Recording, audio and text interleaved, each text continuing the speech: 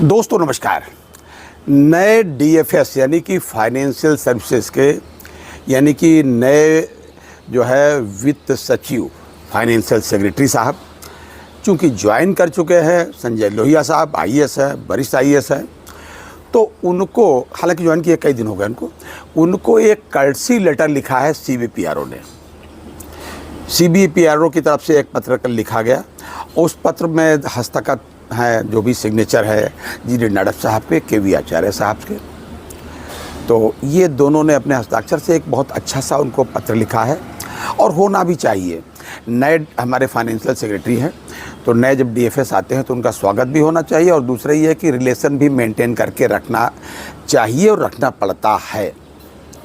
वजह इसकी ये है कि अगर बिना रिलेशन के केवल लड़ाई लड़ करके हम सबसे नहीं कर सकते, तो रिलेशन भी अच्छे। हम लोग बैंक वालों का आदत भी नहीं लड़ाई लड़ने की है।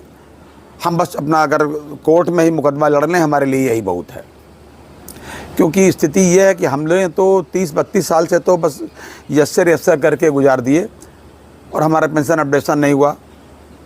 कोर्ट का मुकदमा लड़ रहे हैं। डीएफएस को बहुत बार लिखा, वित्त मंत्री को भी लिखा, अरे बहुत लोगों ने तो प्रधानमंत्री को भी लिखा, एडिशनल सेक्रेटरी को भी लिखा, जॉइंट सेक्रेटरी को भी लिखा, लेकिन उन पत्रों का क्या हुआ नहीं पता। एआईबीआरएफ ने तो यहाँ तक कह दिया कि साहब इतने पत्र हमने लिखे, हमारा कोई जवाब तक नहीं आया। ये बात भी लिखते रहे हैं, लेकिन कोई बात नहीं। सीबीपीआरओ में कई संगठन हैं, 5-6 संगठन है, उसमें बड़े बड़े संगठन है। पेंशनर एसबीआई का जो पेंशनर एसोसिएशन है वो है, और मतलब कई एक है, एआईबी पार्क है, मतलब कई एक है, बड़े बड़े संगठन सब है सीबीपीआरओ में।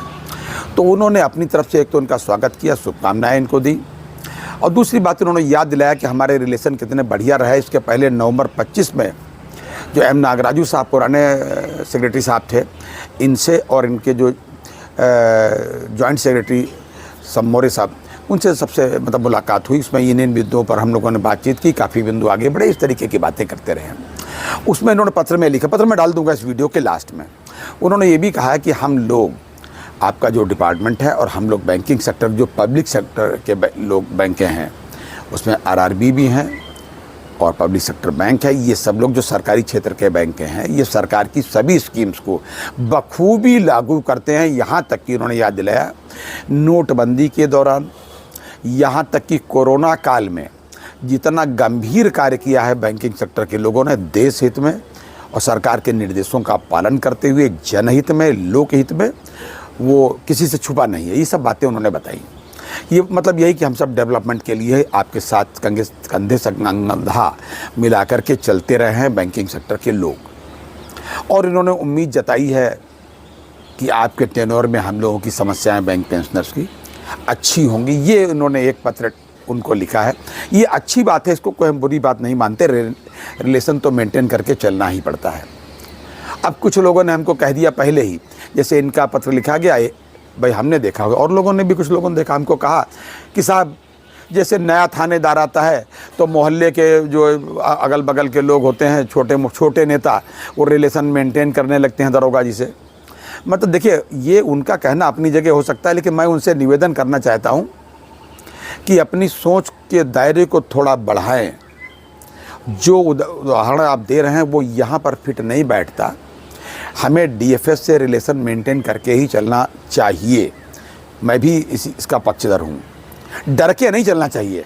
जो डीएफएस के ही आदेश हैं, जो सरकार के पुराने आदेश हैं, जो उन्हीं के द्वारा स्थापित किए गए आईबीए के साथ हमारा जो कॉन्ट्रैक्ट है, जो एग्रीमेंट है, जो पेंशन अपडेशन का एग्रीमेंट है 35A में या अन्य जगह भी जो रेगुलेशन से, अरे हम तो उन्हीं की दुहाई दे रहे हैं, हम अलग से कोई बात कह ही नहीं रहे।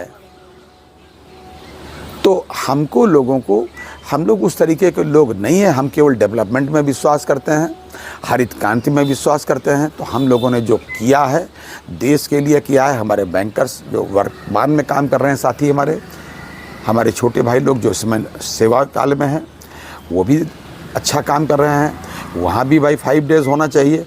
लेकिन पेंशन अपडेशन जो इतने साल से नहीं हुआ, सेंट्रल गवर्नमेंट में हो रहा है, हर बार हो रहा है, नाबार्ड में हो गया, रिजर्व बैंक में हो गया, आईडीबीआई में हो गया, भाई साहब हर जगह बिना मांगे सब जगह दे देते हैं।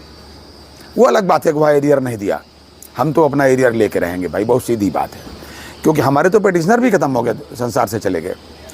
और आप समझिए कि MC सिंगला साहब के केस में टोटल 8 पिटिशनर शुरू में थे, 3 चले गए भगवान के यहाँ, 5 बचे हैं भाई साहब, जिसमें MC सिंगला साहब भी चले गए। अब क्या झांसा दिया जा रहा है कि साहब आप जो है लोक अदालत चले जाइए। अरे भैया 22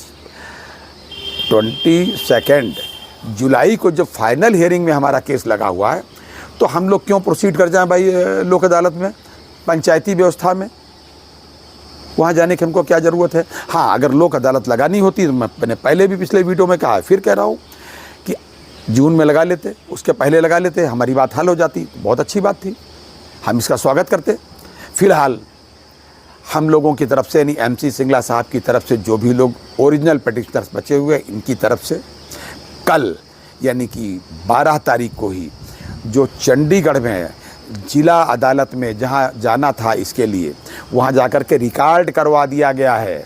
मैंने कल भी मतलब आज इसके पहले वीडियो में लगा दिया उसका डिटेल कि भैया हम लोग इसकी कंसेंट नहीं दे रहे हैं पिटिशनर्स का, हम लोक अदालत में शामिल बिल्कुल नहीं होंगे, ना अपना केस जाने के लिए सहमति देते हैं। हम 22 तारीख को अपने MC सिंगला साहब का केस वहीं लड़ेंगे, वहीं जीतेंगे, क्योंकि नियम सब हमारे साथ हैं, संविधान हमारे साथ है और प्रभु का आशीर्वाद हमारे साथ है। तो अभी तक का यही अपडेट था कि भाई इन्होंने अपना कर्टसी लेटर लिखा, लाइसेंस मेंटेन किए।